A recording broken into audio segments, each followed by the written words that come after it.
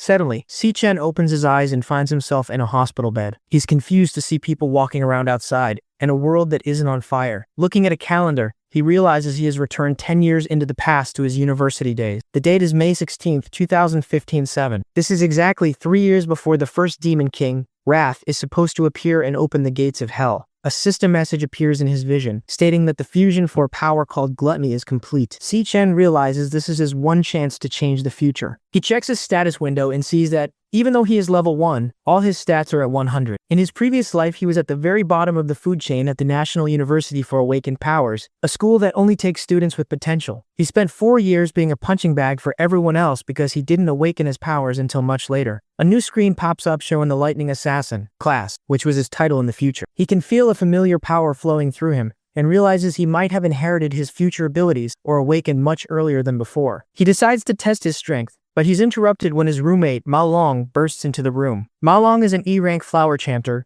who was also at the bottom of the school's hierarchy. In the original timeline, he was killed just 3 days into the Demon King's rampage. Seeing his friend alive and breathing makes the reality of his return finally sink in for Si-Chen. Ma Long is shocked to see that Si-Chen's injuries from a beating he took the previous day have completely vanished. Since Ma Long can't see the system screens, he still thinks Si-Chen is unawakened. He reminds Si-Chen that the school's ranking test is tomorrow, and it's a requirement for graduation. Ma Long drags him out of the hospital, insisting they need to go back and prepare for the exam. Walking through the campus, Si-Chen can't help but stare at all the students. After living through a world of constant death and ruin, seeing so many living people in one place, it just feels surreal. Ma Long thinks he's losing his mind, but Si-Chen? Oh, he's already focused on the future. He knows that if he doesn't act now, the same hopeless timeline will just repeat itself. To change things, he needs to rank up as fast as possible. And in this era, the only way to do that is by clearing dungeons and killing monsters. But the major guilds, they have a monopoly on almost every site. Without a guild, a normal person has 0 chance of getting stronger. He looks back at his status screen. He's still level 1, but having 100 in every stat, that's unheard of. The government, they use a ranking system from S to E to categorize everyone's power. Most students remain E rank their entire lives, and only those with talent or connections ever reach D rank. Si-Chen knows that based on his past experience, he's already far beyond a typical student. Just as he's thinking this, a basketball flies out of nowhere and slams into Ma Long's face, knocking him to the ground. A group of bullies, they're sitting on the nearby steps, and they start laughing at them. The leader, he mocks them for recovering from yesterday's beating so quickly, and demands they go buy 2 cases of drinks for his team. Ma Long is instantly terrified and starts apologizing, offering to go to the store right away to avoid more trouble. Si-Chen stops him, telling his friend that he isn't the one who should be apologizing. Looking at the leader Si-Chen, he starts to remember exactly who this guy is. Memories of their previous encounters flood back, you know? He recalls a time when these same guys, they dragged him into a restroom, held his head underwater in a sink while Ma Long, poor Ma Long, begged them to stop. The bully, he claimed he was just helping Si-Chen by giving him a nudge to finally awaken his powers. In that memory, Si-Chen eventually passed out from the drowning, and the bullies, they just walked away because they were bored. Seeing that same face now, Si-Chen realizes he's finally in a position to settle the score. As Si-Chen stands there, he thinks about how pure evil isn't something exclusive to the demon realm.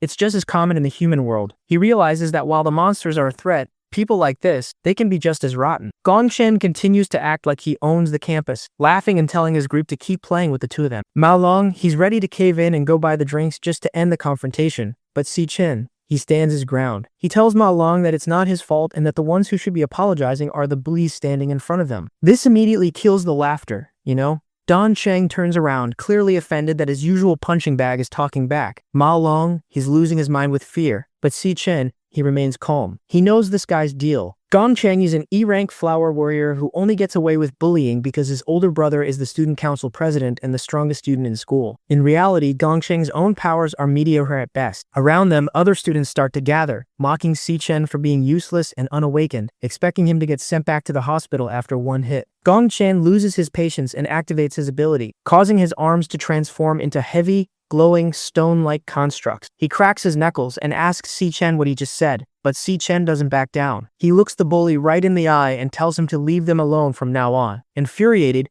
Gongchen swings a massive, powered-up punch, intending to teach Si-Chen another lesson. The impact creates a massive shockwave, but the result isn't what anyone expected. Si-Chen blocks the heavy blow with one arm as if it were nothing. Gong-Cheng recoils in pain, clutching his own arm, while the surrounding students stand there in total shock. They can't understand how the weakest guy in school just neutralized a powered attack from an awakened student with zero effort. Gong-Cheng hits the pavement hard, coughing up blood and struggling to catch his breath. He can't wrap his head around what just happened, so he tries to convince himself that he was just caught off guard by a sneak attack. He refuses to admit that he was simply overpowered. Meanwhile, the surrounding students, they're completely baffled, just staring at the visible lightning radiating from the guy they used to call a weakling. Frustrated and humiliated, Gong-Cheng starts screaming at his friends. He demands to know why they're just standing there watching instead of jumping in to help him. He wants them to back him up and put an end to this, but his crew is too paralyzed by what they just witnessed to move a muscle. They've never seen Si-Chen act like this, and the sheer pressure coming off him is enough to keep everyone in place. Gong-Chen loses his mind and charges at Si-Chen, screaming that he's gonna kill him. Si-Chen doesn't even flinch. He catches the bully's massive fist with one hand and tells him that he's pathetic. With a single lightning-infused punch, Si-Chen sends Gong-Chen flying across the area. The impact is so hard, it leaves Gong-Chen unconscious and bleeding against a concrete wall. Everyone watching is paralyzed with fear, especially Ma Long, who can't believe how strong his friend has become. Si-Chen takes a moment to check his system and reaches a few conclusions. He can still use his Lightning Assassin class, and even at level 1, his base stats are high enough to easily overpower an E-rank student. However, he notices a problem. Despite winning the fight, his stats haven't increased at all. He wonders if simply knocking out a human isn't enough to trigger a level up. He starts walking toward the unconscious Gong-Cheng, charging lightning in his palm. Ma Long is terrified, screaming for him to stop, asking, "What in the world are you doing?" Si-Chen, though, he just ignores him, focusing entirely on discovering different ways to gain experience in this world. Just as Si-Chen is about to continue his assault, Ling Yu, the student council vice president, intervenes. She reminds him that they are still on school grounds, and suggests that Gong-Cheng has already received enough punishment. Si-Chen drops the bully, noting that the student council is very quick to defend their own. He knows that if he doesn't seriously intimidate people like this, they will just keep bothering him in the future. As he walks away with Ma Long, the rest of the students are left in a state of shock, realizing that the school's biggest losers are no longer easy targets. Ling Yu watches them go, seemingly interested in Si-Chen's sudden display of power. Back at the men's dormitory, Ma Long is frantically trying to convince their roommates that Si-Chen has finally awakened. He tells them that Si-Chen is an overpowered lightning assassin who completely destroyed Gong-Cheng. His roommates, Shang Zuo and Shan Yu, aren't buying it. Shang Zuo is an E-rank flame mage who considers himself the top dog of the dorm because he's the only one with a combat class. He mocks the idea of an awakened person needing to go for a run, claiming Ma Long must have taken a bad hit to the head. He's convinced that a loser like Si-Chen could never be a lightning assassin, and believes tomorrow's final rank evaluation will prove him right. Meanwhile, at an E-rank training den, the student council president, Gong Ting, finishes his workout. He is met by his brother, Gong-Cheng, who's now covered in bandages and just crying for help. Gong-Cheng claims that Si-Chen humiliated him in front of everyone and showed no respect for his brother's position. Gong Ting calmly tells him that he will take care of the situation. Later, while having a lavish dinner with Ling Yu, they discuss the academy's power structure. Ling Yu mentions that there are fewer than 10 D-rank students in the entire school, and that Gong Ting has already recruited all of them. She notes that ordinary students have zero chance of getting stronger because they don't have access to monster dungeons like the student council does. While the elites are busy having dinner, Si-Chen is out in the middle of a rainstorm. He's running 20 kilometers while carrying a 100 kilohertz load. He knows that even with his special system, basic physical training is the only way to build a foundation solid enough to handle high-level powers. He isn't worried about the opinions of his roommates or the threats from the student council. His only focus is pushing his body to the absolute limit to prepare for the ranking test and the chaos that is scheduled to begin in 3 years. An awakener's potential is directly linked to their physical strength. Si-Chen knows that only a powerful body can handle the true limits of a high-level class, so he pushes through his training in the pouring rain.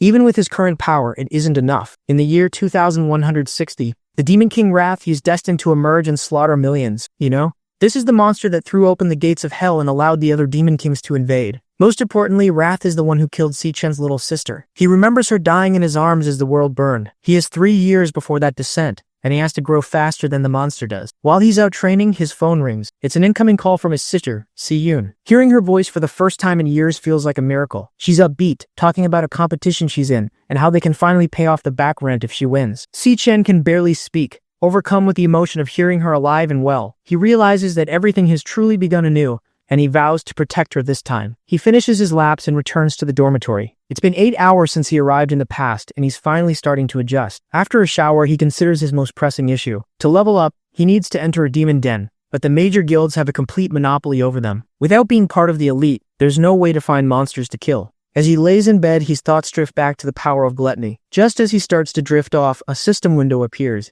initializing a process. Suddenly, his consciousness is pulled into a void. He wakes up standing in a sea of red water, staring at a massive, dark tower stretching into a purple sky. He was just in his bed a second ago, and now he's in a place he's never seen before. Si-Chen stands in a strange world of red water, staring up at a massive dark tower. He realizes he's somehow inside a monster dungeon. Suddenly, several E-rank monsters called Gravebounds emerge from the water. Even though he's confused, he doesn't waste any time. He switches to his Lightning Assassin class and starts clearing them out. He notices that killing these monsters actually grants him experience points and loot, something he couldn't get from fighting the bullies at school. Dealing with these weak monsters is a walk in the park for him. Within a few moments, he hits level 2 and then level 3. His status window shows that every stat has increased by 5 points. This is exactly what he needed, a private place to train where the guilds can't stop him. However, a new system message pops up over a dead monster labeled Devourer. He decides to test it out. As he activates the skill, the monster's corpse is absorbed into a glowing light and transforms into a card. This card grants him the new class, Gravehound King, a cloud warrior type. Si-Chen is stunned. The standard rule for everyone in this world is that you can only ever have one class, but thanks to the power of gluttony, the very same ability that belonged to Demon King Lan Yue, Si-Chen can now hold multiple classes at once. The potential is limitless. He could, essentially have an endless number of powers. While he wonders why he was given this specific ability and what the purpose of the tower is, the ground begins to shake violently. A massive rumble echoes through the area, and the air becomes thick with an overwhelming pressure. Something far stronger than the E-rank hounds is about to show itself. A powerful figure emerges from the Tower of Darkness, claiming it has been waiting for Si-Chen for a long time. The system tries to identify the entity, but the name is completely glitched out. The hooded monster calls Si-Chen by name, which catches him off guard. It offers him a choice: stay and guard the tower by its side, or be crushed into oblivion. Si-Chen doesn't hesitate to refuse, stating there is no way he is staying in a hellhole like this. The two begin to trade dozens of blows. Si-Chen realizes that while he is barely at a D-rank level right now, he is facing an S-rank boss. The gap in their stats is overwhelming. However, he notices that the monster is intentionally avoiding his vital spots. It's clearly trying to make him submit rather than killing him outright. Even under this intense pressure, Si-Chen remains calm and analyzes the monster's movements. He discovers a pattern, a 0.4 second wind-up before each swing, and a 0.2 second recovery window afterward. He decides to gamble everything on that tiny opening. Using his electro blade, he times a strike perfectly during the monster's recovery, successfully triggering a paralysis effect. It's only enough to hold the boss for a few seconds, but that's all he needs. He activates Godspeed, boosting his movement tenfold, and bolts toward a light source he spotted earlier. He thinks he's found the exit, but as he reaches for it, the light vanishes. The monster appears behind him, revealing that the light was just an after image it left behind. It tells him that the exit he's looking for doesn't exist, because this isn't actually a monster dungeon. The boss is impressed that Si-Chen can find a flaw in its technique and stay so composed while facing certain death. It then sheds its hood and reveals its true form, an S-rank star warrior, known as an abyssal fiend. Si-Chen is frozen in shock. This is the exact same form he saw on the Demon King Lan Yue in his previous life. The creature looks at him and calls him the one who will bring hope. The morning sun pours into the dorm room as a voice yells for everyone to wake up. Si-Chen jolts awake in his bunk, feeling the physical shift in his own body. He realizes that the entire encounter with the abyssal fiend wasn't just a dream. He has actually reached level 10 and acquired a legendary class. More importantly, he now holds the key to the Tower of Darkness. He knows that today is the day of the ranking evaluation, and he's no longer the same weak student who used to get bullied. As he gets out of bed, he prepares himself for the test that will officially reveal his new strength to the entire academy. Krang Di finishes his thought by leaning right into Si-Chen's face, telling him that all he smells is a loser outcast who won't ever amount to anything. He is trying to use his status as a D-ranker to make Si-Chen feel small before the evaluation even starts. Even with the officer breathing down his neck and insulting him, Si-Chen doesn't move or show any signs of being bothered. He just stays quiet, letting the bully think he still has the look away, maintaining a cold, steady gaze that suggests he's seen far worse than a schoolyard bully. Si-Chen wakes up back in his dorm room, confused about whether his battle in the tower was real. He checks his body and finds that all his wounds have completely vanished. When he pulls up his system, he sees he's actually level 10 now, with all his stats boosted to 150. He even has the loot and the Abyssal Fiend card in his inventory, proving he didn't just dream the whole thing. He wonders what kind of rank these new stats would give him in the real world. His roommate, Shang Zuo, comes over to act like a big shot. He heard the rumors about Si-Chen's supposed strength and warns him not to try and take his spot as the top dog of the dorm. Shangzhuer explains that while they are all E ranks, there are 3 tiers within every rank. He claims to be a mid-tier E rank, how E rank will fully control the dorm and sit with higher-ups in the dark, and see why brains make you laugh at his mask, making him far superior to low-tier losers like Si Chen and Ma Long. He is convinced that today's test will prove he is the only one in the room getting stronger. As they head to the ranking ceremony, Ma Long tells Si Chen to go for a D rank to shut everyone up. When they arrive at the ceremony grounds, they run into Gong Cheng's minions. The roommates expect another confrontation, but as soon as the bullies see Si Chen, they freeze in terror. Instead of attacking, they bow deeply and address him as Sir, showing they are still traumatized from their last encounter. This leaves Shangzhu and the others wondering if Ma Long was actually telling the truth about Si Chen's power. A student council officer named Chen Di approaches to talk trash. He mentions that Si Chen is the one who messed with the president's brother.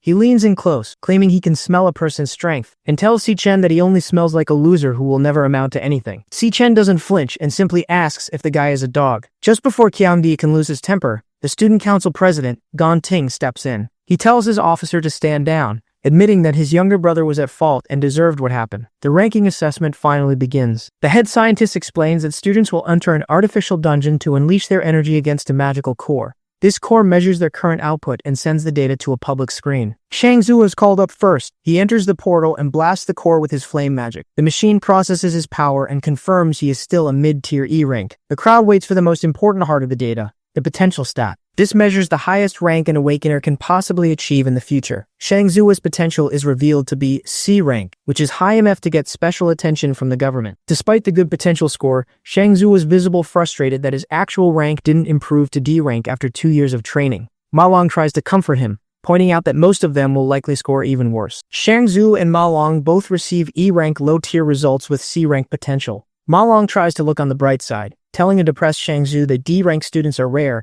and there might not even be many new ones this year. However, the mood shifts as more talented students begin to step up. Shangzhu eventually exits the portal, boasting a D-rank low-tier result and an impressive A-rank potential, proving he is more than just a loudmouth. The atmosphere reaches a fever pitch when the student council president, Gong Ting, is called to the stage. As the heir to the Imperial Guild and the top student in the school's history, everyone is eager to see his limit. Inside the artificial dungeon, Gong Ting prepares to strike the core. He deliberately decides to suppress his power. He's planning to save his true reveal for the graduation exams, to make a bigger impact. But despite holding back, his results are historic. The display shows he is a D-rank high tier with S-rank potential. The crowd, it erupts in cheers, and the scientists immediately decide to report these results to the higher-ups, because an S-rank potential, that's considered a national treasure. Watching from a private balcony, Headmaster Yuan Long asks Ling Yu if she came specifically to see the president's record-breaking performance. She just smiles and admits she's actually more interested in the results of a different student. Right as the excitement from the president's turn begins to settle, the announcer calls the next name on the list. Si Chen steps forward, looking completely calm as his name echoes through the stadium. Qiang Di, he mocks the group, calling them, a dorm full of E-rank losers who will just humiliate themselves at the graduation exam. Ma Long shouts back, telling the officer to wait, cause Si Chen, he'll make him eat his words. Si Chen enters the assessment portal while the roommates and student council members watch. Inside the chamber, Si Chen, he faces the magical core, a biological device used to measure energy. Joining a top guild, like the Imperial Guild, is the only way to have a successful future, and the upcoming graduation combat exam, that's the best place to prove one's worth. The exam uses 10-man teams, and the winning team, they get recruited by the Imperial Guild immediately. Qiang Di introduces a new D-rank member to Gong Ting, completing their elite 10-person squad. They're confident they have the strongest team, while Si Chen's group, it's viewed as the weakest. Outside, everyone waits for Si Chen's results. As time passes with no data, students start to leave, assuming he's too weak to even register a rank. Gong Ting prepares to head out as well, but then, the screen begins to flicker. Suddenly, it displays a D-rank, high-tier result. Ma Long, he celebrates wildly,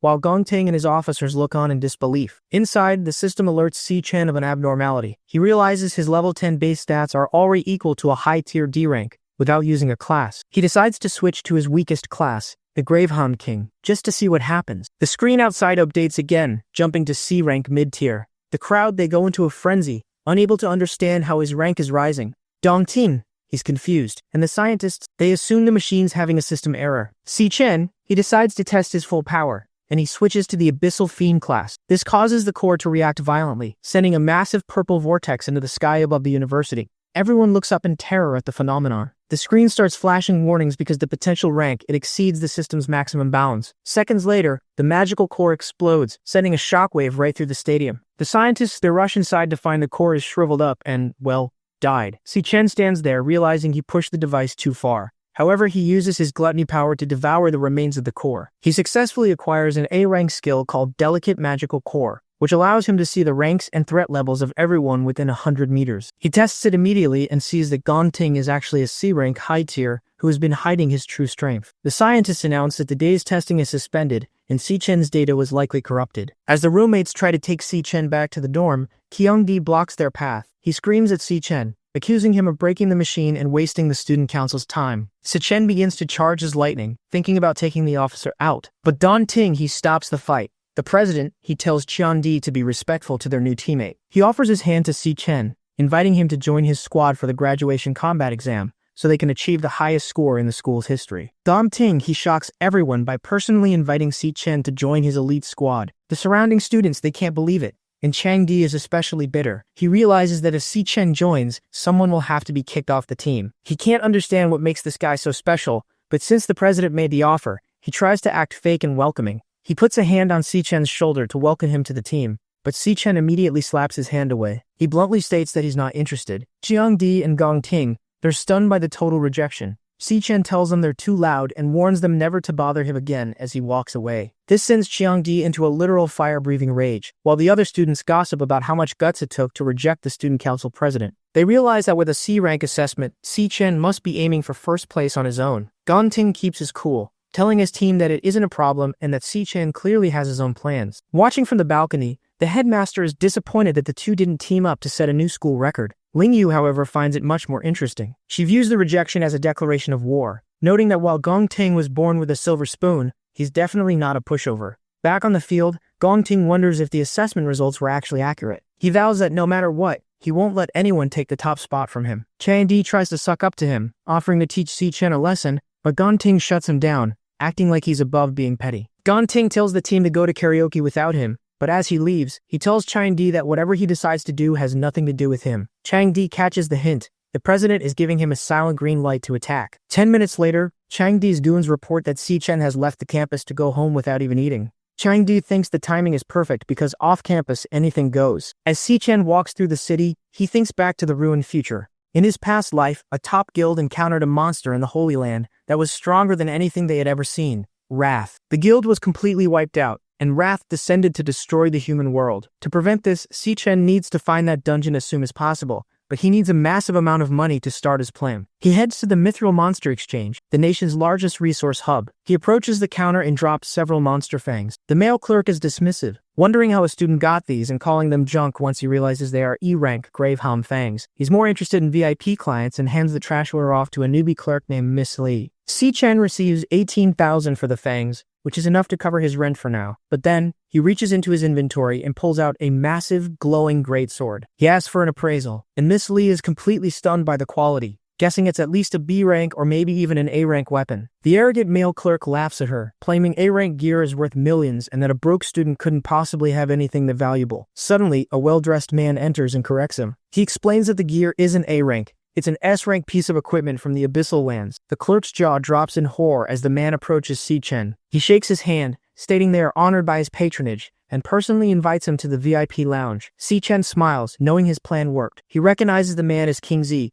the leader of the Mithril Guild. Once they are seated in the lounge with the sword resting on the table, Qingji asks how much he intends to sell it for. The young man plainly asks for 1 million. Qingji is surprised. He explains that even A-rank weapons sell for millions, and this S-rank sword could easily fetch tens of millions on the open market. The young man clarifies that he doesn't want to sell it. He wants to use the S-rank weapon as collateral for a 1 million loan, promising to pay it back in exactly 1 month. Qingzi realizes the student has no intention of losing the sword and plans to use it for himself later. He wonders if the boy is a rich runaway or a hidden prodigy, but knows he isn't an ordinary student. The young man adds that he will repay the principal in a month and include a 10% interest payment the month after. Qingji asks the appraiser to step outside. He tells the young man that he knows he attends the National Awakener University, and their senior graduation exam is exactly 1 month away. The prize money for first place is exactly 1 million, which perfectly matches the loan repayment amount and date. Qingji guesses the young man is completely confident he will win first place. He also deduces that since the boy can't just wait a month for the prize money,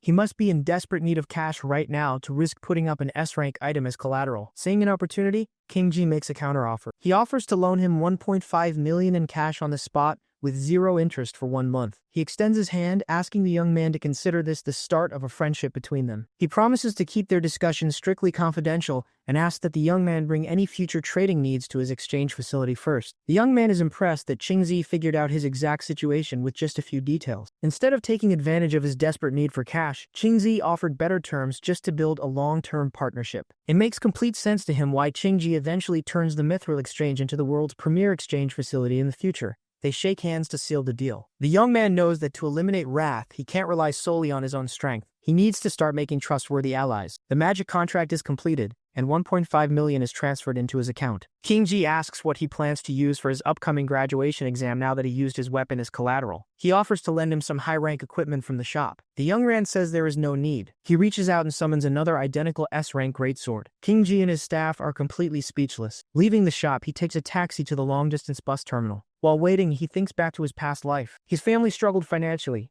and since he hadn't awakened after graduation, no guild would accept him. They barely scraped by on odd jobs to make rent. His younger sister, Si-Yun, even tore up her acceptance letter to her dream art school, just to avoid adding to their financial burden and to stay close to him. His thoughts are interrupted when Si-Young calls out to him, asking for help with her luggage. He stares at her, realizing it has been 7 years since he last saw her. He rushes over and wraps her in a tight hug. She complains that he is choking her and asks if he's acting weird because a girl rejected him. He takes her bag, and they start walking home as she talks about her bus ride. Looking at her, he silently vows that he won't let her suffer anymore this time around. Meanwhile, in an alleyway along their route, a group of armed thugs is lying in wait. Their leader, wearing a floral shirt and smoking a cigarette, confirms this is the path Si-Chan takes to get home. He orders his men to hide and jump him the moment he shows up, wanting to teach Si-Chan what happens when you mess with him.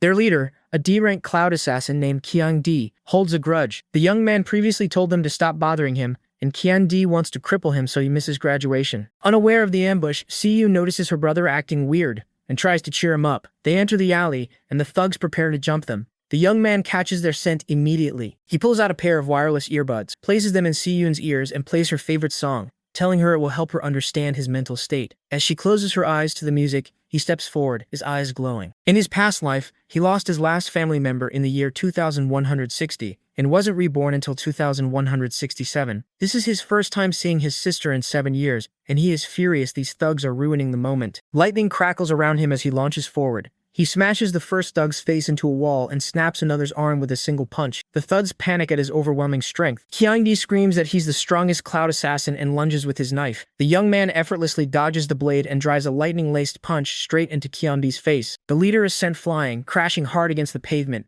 Standing over the bloody assassin, the young man glares down and asks what part of "never bother me again" he didn't understand. Looking down at the bleeding assassin, the young man reminds him that he clearly told them never to bother him again. He asks what part of that he didn't understand. Lying on the ground with broken ribs and numb legs, Qiang-Di finally realizes the student's rank assessment was real, and he is definitely not a D rank. Terrified and crying, he stammers a weak apology. The young man instantly grabs him by the collar and presses a knife against his throat, telling him to shut up. He threatens to kill him right there if he makes a single sound. Looking into his glowing red eyes, Qiang-Di knows he isn't bluffing. He feels the intense killing intent radiating from him, and wonders what kind of hell a simple student must have gone through to have an aura of pure death like that. The young man tells him to listen closely to his next words. He doesn't care if they all rot, but they are to never bother him again. He then warns them that if they ever try to harm his sister, or even appear in front of her, he will permanently make each of them disappear without a second thought. Pressing the blade just enough to draw a bit of blood, he asks if Qiang-Di understands. The terrified leader quickly nods. Satisfied, the young man drops the knife and walks away, leaving the thugs beaten in the alley as his sister's song continues playing.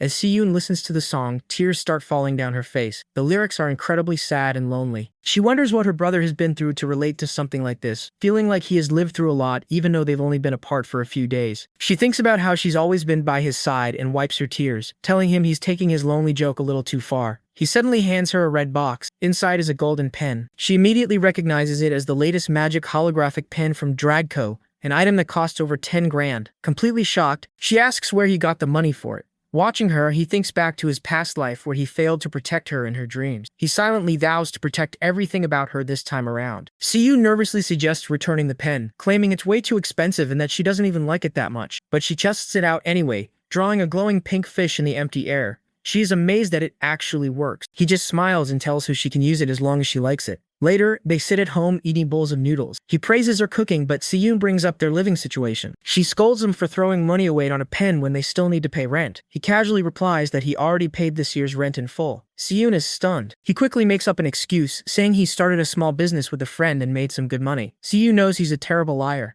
She realizes he is being highly suspicious and is definitely keeping secrets from her now. But as she looks over at him, she sees his bright, genuine smile. She realizes it has been ages since she saw him look that happy. At a large aquarium, the university's director of career services, Gong Swan, talks to a student named Gong Ting. Gong Swan confirms that Si Chen is officially a C rank and is the only student in the school ranked higher than Gong Ting. He warns Gong Ting that his father invited the vice chairman of the alliance to watch the graduation exam, so he can't let anyone steal the spotlight. If things go wrong, Gong Swan suggests having Si Chen fill a vacancy on Gong Ting's team. Gong Ting refuses, calling Si Chen a deadbeat. Gong Swan points out that Si Chen recently beat Kang Di so badly that over 60% of his body was fractured and won't heal in time for the exam. Gong Ting still doesn't care. He believes Si Chen already showed his full abilities during the ranking assessment. He vows to show everyone who the strongest really is during the combat exam. At 11 p.m. in the men's dormitory, Si Chen takes a shower after finishing a 100-kilometer weighted run. With his money issues solved,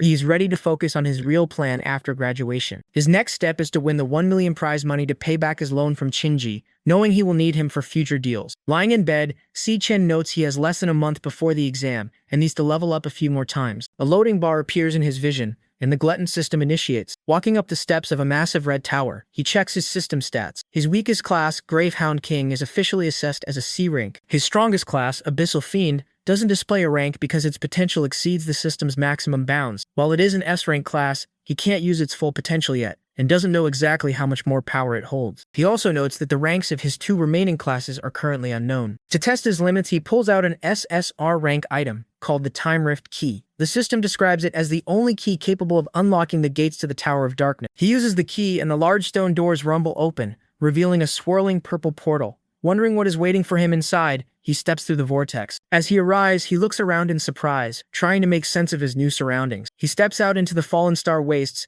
and immediately drops to his knees. The surface gravity here is insanely high, roughly 10 times normal. The door behind him vanishes. To reopen it, he figures he has to kill the floor's boss. Right now, he can only use about 30% of his strength in this environment. A B-rank monster called the Phantom Lion appears. He quickly switches to his Lightning Assassin class and summons an electric blade. When the lion lunges, he tries to counter with a vital hit to paralyze it, but his attack misses completely. The extreme gravity makes his body feel incredibly heavy, severely impacting his speed and precision. The assassin class is virtually useless here. The lion easily tackles him to the ground. Realizing he needs a different approach to deal with the monster's strength, he switches classes again, this time to the Purgatory Rakshasa. As a warrior class, it gives him massive bonuses to his strength and stamina. Using his new stats, he effortlessly punches the lion off of him. He then activates his gravity manipulation skill, stacking gravity on his fist to the absolute max to increase his downward impact force. His power surges as the gravity multiplier climbs rapidly to 200, 400, and then 600%. With gravity stacked to 600%, his punch is amplified 60 times. He slams the Phantom Lion into the ground,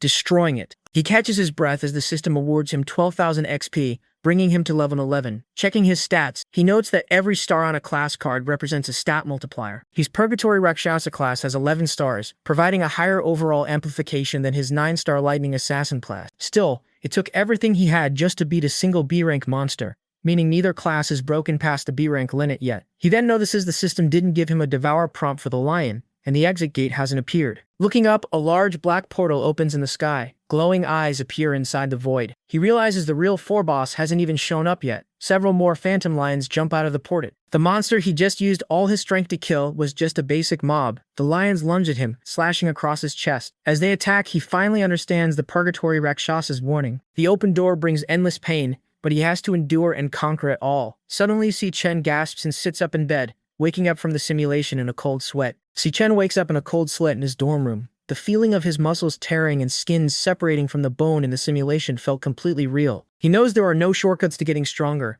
and his arduous path through purgatory has just begun. Later that week, the students gather in the grand auditorium for the graduation combat assessment team formation. The students talk among themselves about the new rules. Since higher-ups from the Guild Alliance are coming to watch the exam live, Every team is now required to have at least 5 members, and at least one must be a high E rank or above. Gong Swan announces that everyone's rank information has been sent to their wristbands so they can start forming their teams. As the students check their holographic lists, they notice something wrong with Si Chen's stats. The system shows him as a low E rank. They are confused since he previously tested as a C rank, and they quickly assume his demon heart really was broken back then, causing his rank to drop. Seeing this, the other students immediately lose interest in teaming up with him, not wanting to carry a deadweight during such an important graduation exam. Gong Ting and his friends just laugh, mocking Si Chen for rejecting Gong Ting's team invitation earlier and assuming he must be regretting it now. Watching from the front desk, Gong Swan looks at his nephew. He thinks about how Gong Ting is just so disappointing, not knowing how to truly utilize power and human nature. He decides to teach his nephew a lesson by using his administrative authority to isolate Si Chen, making sure his opponents won't even have the qualifications to compete. Students are told to form teams for their upcoming graduation exam.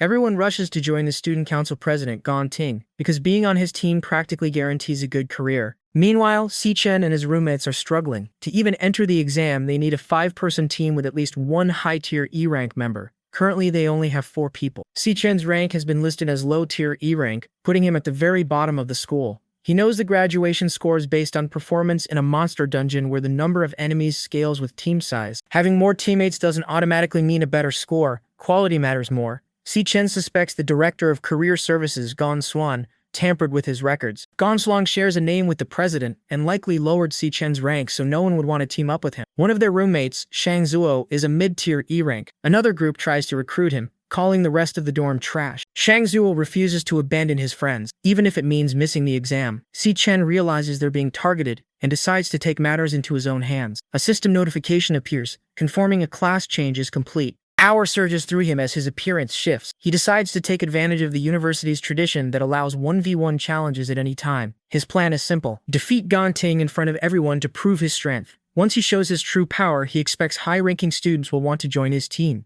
Just as he prepares to make his move, a girl enters the room. She achieved D rank back in middle school and asks to join their team, promising she won't be a burden. The girl, Ling Yu, wants to join Si Chen's team, but the director of career services, Gong Swan, tries to stop her. He claims that as an exchange student she's ineligible and lacks an official rank assessment. Just then, the principal arrives, surprising everyone with what looks like teleportation. Si Chen can't even see his or Ling Yu's ranks. The principal tells Ling Yu it's better if she stays out of this, but then starts talking about the school's duty to its students. Fearing the principal knows about his rule tampering, Gong Swan quickly changes his tune. He declares that any team can join, even if they have fewer than 5 members or low ranks. Si Chen's roommates are thrilled. They form their team and name Si Chen as the captain. The principal watches with interest, wondering how this underdog group will perform compared to Gong Ting's elite squad. As captains start picking dungeons, Si Chen doesn't hesitate. He submits his choice immediately, catching everyone off guard. The entire room erupts in shock. His roommates are in a complete panic, screaming at him to undo the selection. They can't believe he chose such a dangerous dungeon, but Si Chen just stares ahead, completely unfazed. The graduation battle examination marks the first time students form teams to enter a real dungeon. They earn credit by defeating mobs and monster wards. The scoring system is straightforward. 10 points for a full clear, 20 points for slaying the boss, and another 20 for finishing within an hour. Different dungeon ranks have different multipliers. An F-rank dungeon offers a max score of 75 points, while an E rank offers 100. The rewards are life-changing. Every member of the highest-scoring team gets an offer from the Imperial Guild. The class MVP is appointed to a management position within that guild and receives a prize of 1 million yuan. Historically, the highest score ever recorded was 90 points, set by a genius who now leads the Imperial Guild. In the lecture hall, students discuss their strategies. An E-rank dungeon is considered very tough, requiring at least 3 D-rank students to even stand a chance. Most expect Gong Ting's talented team to be the ones to challenge the all-time high record. Suddenly, a notification pings. A team has already submitted their choice. It's Si Chen's team, and they selected a D-rank dungeon. The room falls into a state of shock. No student has ever beaten a D-rank dungeon before. Si Chen's teammates are losing their minds, asking if he's gone crazy or just pressed the wrong button. Si Chen remains completely calm, simply stating that he has thought this through. Moments later, another notification sounds. Gong Ting's team has also selected a D-rank dungeon, deciding to match the challenge. The other students start whispering and laughing at Si Chen. They assume his team is just acting tough for attention because they're likely to finish in last place anyway. They predict the team will fall apart before the exam even starts. Si Chen's friend with the glasses is terrified but notices a powerful aura coming from Si Chen. He realizes Si Chen is no longer the person who used to lean on him for everything. Despite his fear, the friend hits the confirm button, promising to stick with Si Chen until the very end. The final teammate is frustrated and calls the situation psychotic, but he eventually gives in. He figures they are graduating soon anyway, so they might as well go all out. With everyone's confirmation, Si-Chen's team is officially locked into the D-rank dungeon. Si-Chen and his 3 roommates have officially formed their team, but the tension in the room is high. He apologizes to his friends for his reckless choice, admitting he picked the D-rank dungeon specifically to aim for the MVP title. The stakes are huge, because the class MVP gets a direct management position in the Imperial Guild and a 1 million yuan prize. Dan Ting is visibly rattled by the move, something Ling Yu knows has never happened before. The principal and Ling Yu discuss the extreme risk. While the D-rank dungeon offers a massive score multiplier, the difficulty is several times higher than what students usually handle. Ling Yu points out that even a C-rank awakener would find it impossible to solo. With only a month left, most teams are staying in the combat simulation rooms to practice their elemental abilities against digital monsters. Si-Chen decides to ignore the simulators entirely. Instead, he forces his roommates into a brutal physical training schedule, involving dodgeball, sprints, and shuttle runs. They complain that this isn't a triathlon, but Si-Chen explains his reasoning. Simulations are just theory. In a real dungeon, fear takes over, and instincts are what matter most. He is training their endurance and reaction speed, so they can survive when their powers aren't enough. He reminds his team that nobodies, like them, don't have the status or privilege to train in real dungeons like the elite students do. The graduation exam is their only chance to break through the social barrier and surpass those born into power. He is determined to fulfill his promise to them and get them into the Imperial Guild. Staring down the path ahead, Si-Chen tells his team they will absolutely win. The live stream of the examination is about to begin. A total of 184 students are participating, divided into 28 teams. The vast majority of them chose the safest route, with 23 teams selecting the F-rank dungeon. 3 teams decided on the E-rank dungeon, and only 2 teams were bold enough to pick the D-rank dungeon. Sigrid, the Secretary General of the Global Guild Federation, finds this concerning. She points out that D-rank dungeons are considered dangerous even for professional hunters and asks if the school properly warned the students. The Director of Career Services assures her that everything was explained beforehand. He mentions that most students are currently E-rank with little real-world experience, so sticking to an F-rank dungeon is usually the most sensible choice for them. Before the team can even process that they're still alive, Si-Chen moves. He doesn't give the monsters a chance to regroup for a second dive. In a literal flash of lightning, he intercepts the attackers mid-air. His roommates can barely keep track of what's happening. When the snow settles, they see 3 dead Wraithwind monkeys lying on the ground. Shang Zhu is completely stunned, realizing that Si-Chen just soloed 3 D-rank monsters in an instant. While the officials watching the livestream expect them to drop out any second, Si-Chen is already proving that he's on an entirely different level than his E-rank status suggests. Si-Chen tells his teammates that their current strength isn't enough to handle the monsters. He tells them to just focus on protecting themselves while he handles the rest. With a massive burst of lightning, he leaps into the fray. Ma Long and Sheng Yu realize that the training Si-Chen gave them earlier wasn't so they could help him fight, but simply so they could survive the encounter. Sheng Yu feels a bit frustrated. He used to be the boss of their dorm, but now he has to rely on Si-Chen just to make it to graduation. The monsters are flying monkey-like creatures with bat wings. Si-Chen moves through them like a blur, tearing them apart with yellow lightning strikes. To the onlookers, he doesn't look like a student at all. He fights like a battle-hardened warrior. Xiang Yu watches as Si-Chen leaves them further and further behind. Suddenly, another monster attacks from behind. Xiang Yu manages to block it with his glowing, heated fist. He tells Ma Long that they can't just be deadweights and rely entirely on Si-Chen. They realize this graduation assessment belongs to them as well. Xiang Yu uses a skill called Flora Chant, Vine Lock, sending out massive vines to trap a monster. The creature is too strong and breaks free instantly, but Ma Long follows up with Cloud Chant, Frost Breeze. The icy wind slows the monster down, allowing the 2 of them to finally coordinate an attack together. Ma Long and Shang Yu coordinate their powers, combining ice and plant magic into a combo skill that traps a ghost bat monkey in a frozen vine cage. They signal for Shang Zhou to finish it off. He charges forward, unleashing a nuclear mage burst flame bullet. The monster is incredibly tanky and survives the initial blast, forcing the other 2 to hold the line as they reach their absolute limits. Shang Zhou refuses to back down and pours everything into one final attack, the converged burst flame bullet. A massive explosion rocks the cave, and a system drone confirms the D-rank monster has been successfully killed. The trio collapses in exhaustion, celebrating their impossible victory. Si-Chen, who has already cleared the rest of the cave,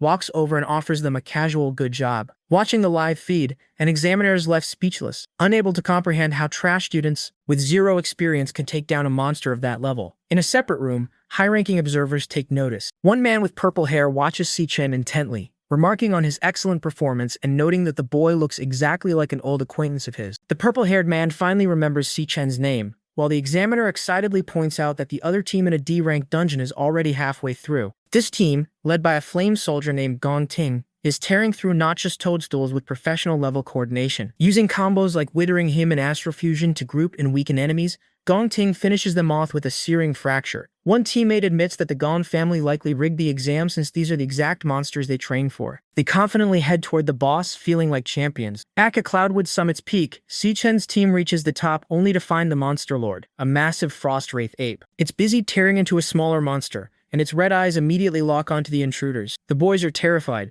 convinced one slap from that thing will kill them 10 times over. The giant beast lets out a roar and charges straight at them. While his teammates scream and scramble away in a panic, Si Chen remains perfectly still. He waits for the monster to get within range before exploding with yellow lightning. In a blur of speed, he leaps up and delivers a devastating kick straight to the ape's face. The impact is so powerful it sends a massive shockwave through the air, instantly crushing the creature's skull. Ma Long is the only one left conscious, shivering uncontrollably on the ground. Behind him, Si Chen and Shan Yu have been completely encased in massive pillars of ice. He realizes that if he were in a cloud class with a natural resistance to cold, he would have been frozen solid along with them. Just as he's trying to catch his breath, a sinister laughter echoes through the area. A massive skeletal figure towers over him, radiating an aura of absolute frost. This is the true lord of the dungeon, a terrifying ice monarch with a glowing blue core and a frozen crown. It looks down at the helpless Ma Long, laughing as if it's found its next toy. Ma Long pours everything into his perfect origin skill, desperately trying to thaw Si Chen. The Lich King doesn't just stand there. It launches more ice attacks to finish him off, but Ma Long doesn't stop. He screams through the pain,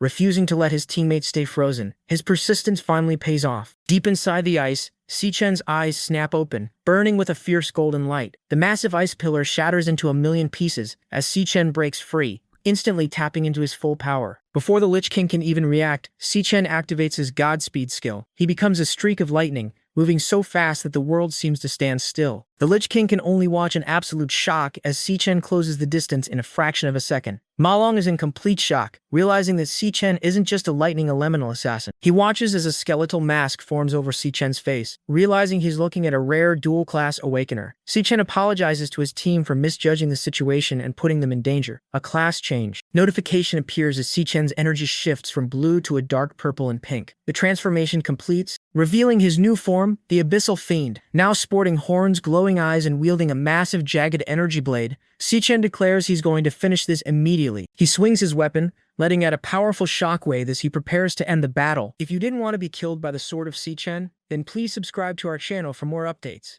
Now, move to our story. Si Chen apologizes for misjudging the situation and putting the three of them in danger. A system window appears, loading a class change. He clenches his fist, declaring that the danger ends now. The system confirms your class change is complete, shifting him to a level 16 Abyssal Fiend. He summons a massive, glowing, jagged sword and says he will finish this right away. The guy in glasses watches in shock. Normally, Awakeners can only get one class. There is a 1 in 10 million chance for someone to awaken two, making them an extremely rare dual classer. There are less than 10 of them in the world, and every guild fights to recruit them. But as the glasses guy looks on, he realizes Si Chen doesn't just have two. He's seen him use lightning, then ice, and now this dark energy. Si Chen actually has 3 classes. System notifications pop up, showing Si Chen's strength and stamina maxing out. He charges forward and unleashes a heavy slash. The glasses guy feels the shockwave and notices the monster's crushing aura is completely suppressed under Si Chen's attack. The giant skeleton screams. Si Chen's system activates triple calamity overload mode. He strikes the monster and completely shatters its skull. Si Chen lands smoothly.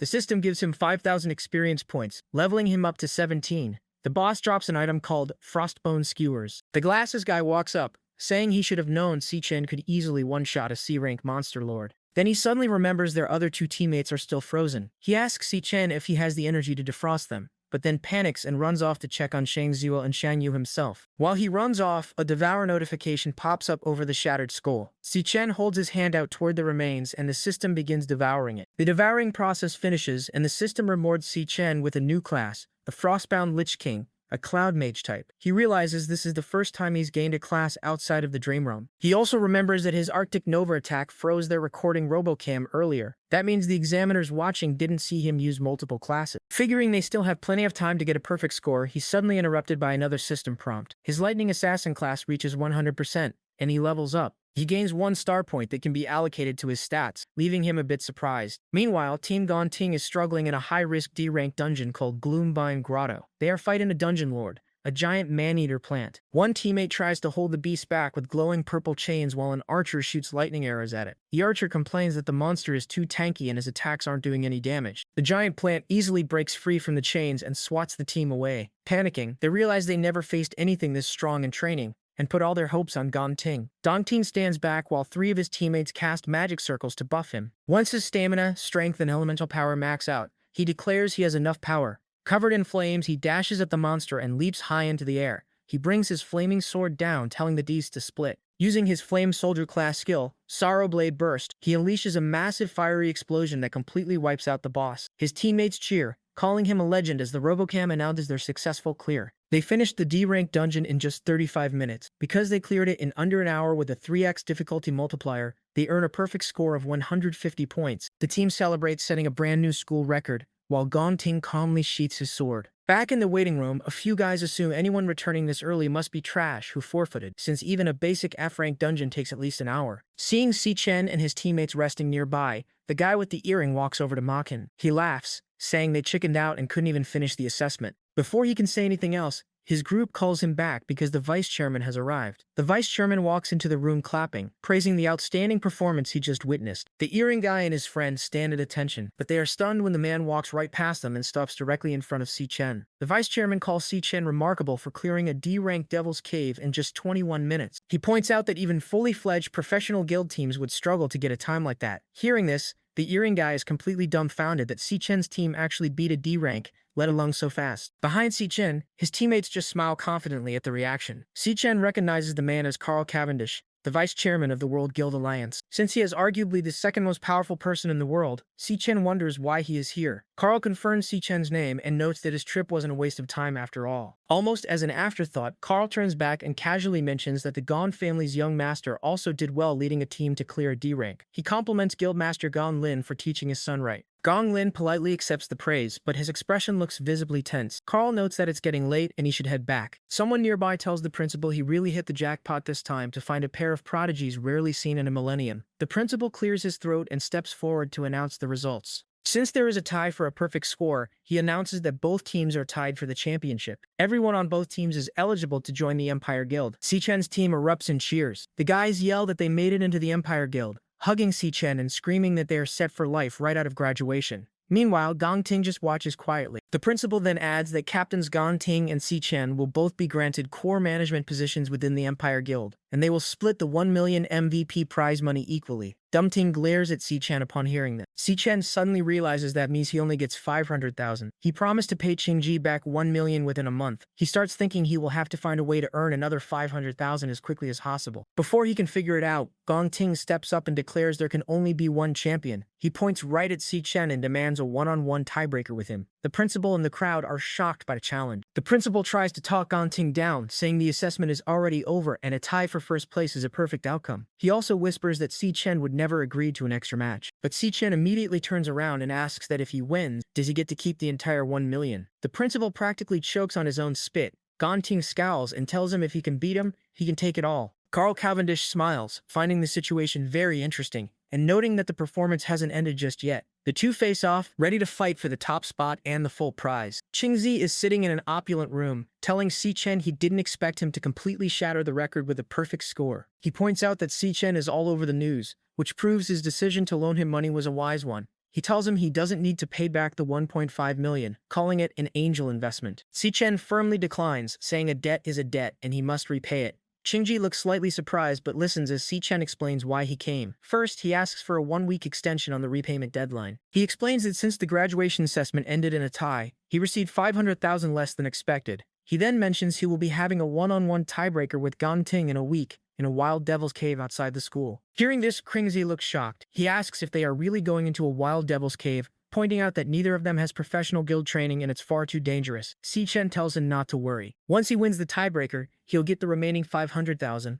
and will give Qingzi all the materials he gets from the cave as interest for the extension. Qingzi thinks to himself that Si Chen wasn't show any fear about the danger. Instead, he's only focused on his debt and interest. He takes a sip of water, noting that Si Chen truly is extraordinary. Then Si Chen mentions he has another, more important reason for coming today. At Qingshui Middle School, The final exams have just finished. A girl named Xiao Yun stretches and cheers that summer vacation is starting. She looks at her phone lock screen, which is a picture of her and Si Chen. She realizes today is his graduation assessment. 4 years ago, Si Chen showed her his admission letter to the National Awakener University. He was thrilled that they detected elemental potential in him. Xiao Yun asked if he would become an awakener just like their parents. He promised that he would join a top guild, make tons of money for them, and maybe even uncover the truth behind their parents' disappearance. She told him he was amazing and would definitely become a great awakener. But as time went on, Si Chen never awakened. He worked harder than anyone else after getting into the university, but in the end, he was the only one who failed. Xiao Yun thinks about how lonely he must have felt watching everyone else awaken while he didn't, but he never showed it to her. Her friend runs up to her, excitedly asking if she heard the news. She says the National Awakener University produced 2 genius graduates this year, who both led their teams to perfect scores. They even got praised by the vice chairman of the Guild Alliance. The friend says it's all over the news and then remembers that Xiao Yung's brother goes to that school. Xiao Yung looks down a bit sadly. Suddenly, a voice calls out to her. A guy with pink hair steps forward, saying good afternoon to Xiao Yung. Both girls look surprised to see him. The pink-haired guy invites Xiao Yung to a private penthouse room at 8 p.m. Xiao Yun ignores him, looking annoyed, and quickly walks away with her friend. He calls out, asking why she's walking so fast. In her mind, she's just thinking about how her brother's classmates are on the news for getting perfect scores, while he couldn't even awaken. Imagining him crying alone breaks her heart, so she decides to hurry home and cook a huge feast to cheer him up. That night at their apartment, Si Chen sits down to a table completely covered in food, including a massive hot pot. He's surprised and asks how she had time to make all this. As they eat, the evening news plays on the TV in the background, reporting on the university's graduation assessment. It mentions Vice Chairman Carl Cavendish visiting the scene. Su Chen just smiles and keeps eating his food. Xiao Yun watches him sadly, assuming he's just forcing himself to act tough to hide the pain of failing his assessment. Then the news anchor reports that the assessment ended in a highly rare dual champion outcome, with 2 geniuses leading their teams to perfect scores. The broadcast shows Carl Cavendish praising the students and specifically naming one of the team leaders, student Si Chen. Xiao Yun freezes, her eyes going wide in absolute shock as she realizes her brother is the one with the perfect score. Meanwhile, in a dark room, Gong Lin stands holding a bloody whip over his son. Gong Ting is battered, shirtless, and bleeding from several fresh cuts.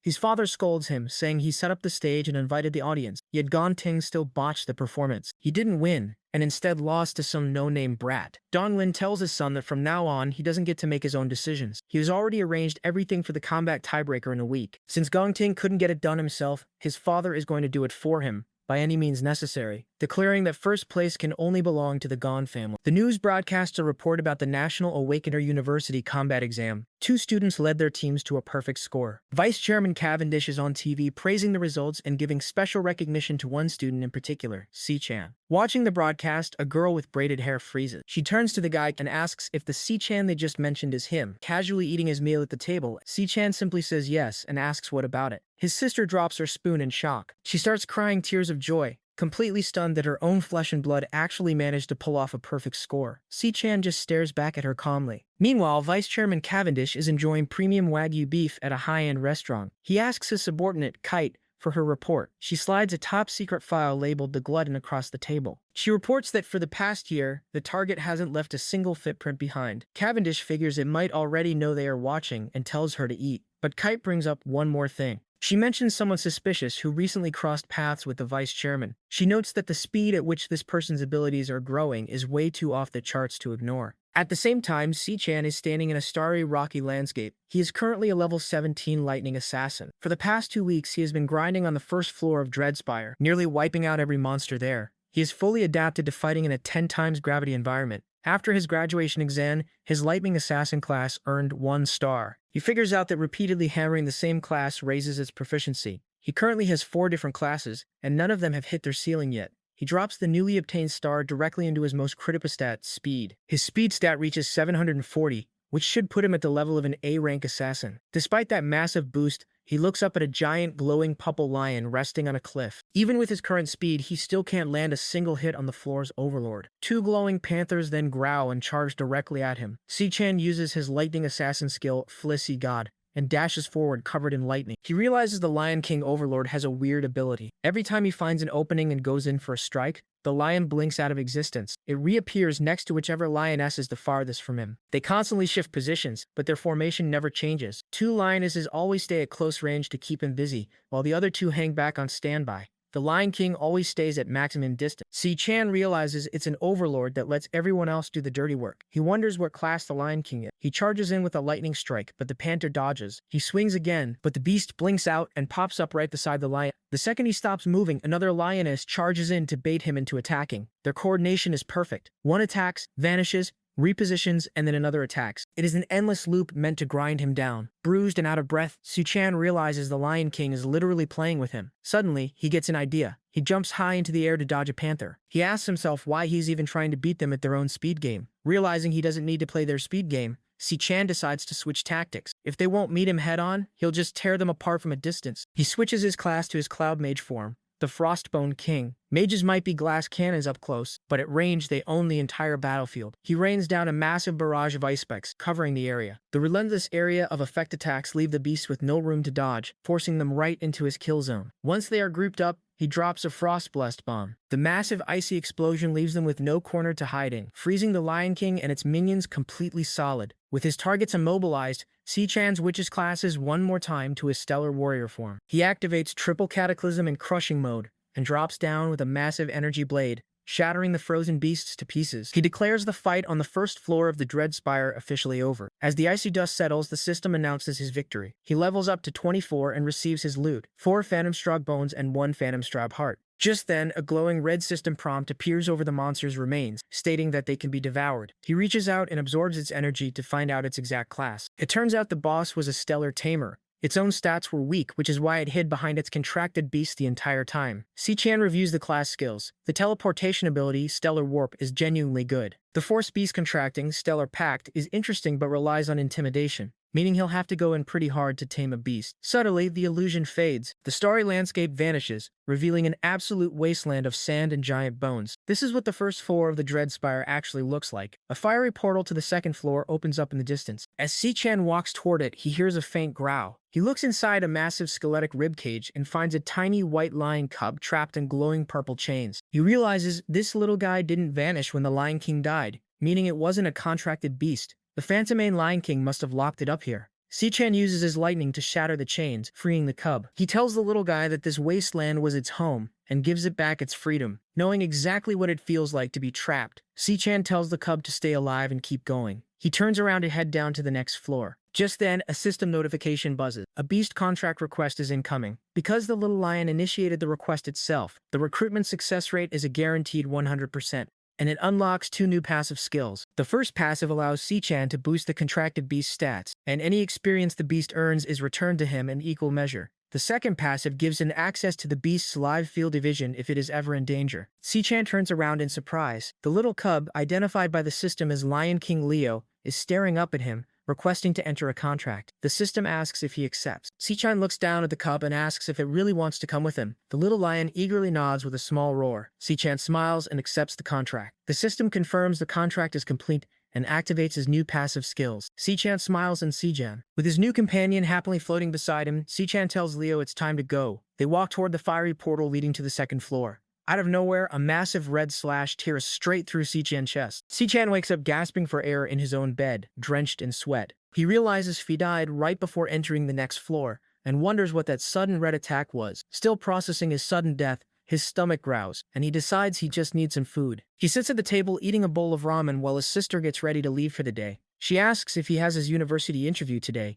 complaining about how annoying the National Awakener University process is. Sumire confirms his interviews at 2 p.m. He pauses to look at a framed photo of the two of them. He thinks about how much she has supported him over the years and is glad he finally has the strength to support her back. He sits down with his tablet and notes that his current classes are capped at level 30. Si-chan looks at his tablet and sees a system message stating that his current classes are capped at level 30. He is surprised by the sudden restriction. Before he can think much about it, a dark purple portal opens right above him. The little white lion cub Leo drops directly into his lap. The cub immediately starts running around, tearing up the living room cushions and making a huge mess. Sumire checks his system again and reads the description for his second passive skill. It states that if his contracted beast is ever in danger, he gains access to its live field of vision, which explains the sudden teleportation. Si-chan remembers his sister loves cats and knows she is going to freak out when she sees the little guy. Ignoring the mess for now, he sighs and heads to the bathroom to take a shower. Meanwhile, in a dark location, a heavily bleeding man gasps for air. He begs his brother to save him, his eyes wide with terror as a red glow reflects in them. Suddenly, a sharp green blade slices through him, landing a critical hit. At the same time, Si-chan's sister is walking down the street, struggling with heavy grocery bags. She complains to herself about the weight and thinks about how they need a car soon. As she walks past a dark alleyway, she hears a strange noise. She stops and turns to look inside the shadows, calling out to see if someone fell in there.